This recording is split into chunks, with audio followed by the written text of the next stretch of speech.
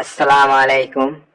আজকে আমরা দেখব গুগল কম বাজারে কেউ যদি কোনো খারাপ কিছু সার্চ করে থাকে কিভাবে সেগুলো প্রাইভেট করে রাখা যায়,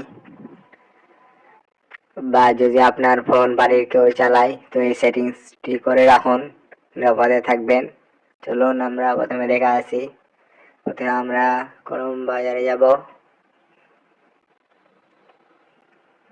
এরপর উপরে থ্রি ডটে ক্লিক করব, এবার সেটিং এ ক্লিক করব, এবার প্রাইভেট সাব সিকিউরিটি ক্লিক করব, তারপর নিচে যাব, ইউএস সিকিউরিটি ডিএনএস ক্লিক করব, তারপর আবার পাঞ্জরে যেখানে ছোট একটি থাকবে ওখানে ক্লিক করব, তারপর আবার ফ্যামিলি ফিল্টার থাকবে ওখানে ক্লিক করব। তাহলে হয়ে যাবে। ভিডিওটি ভালো লাগলে লাইক ও কমেন্ট করবেন।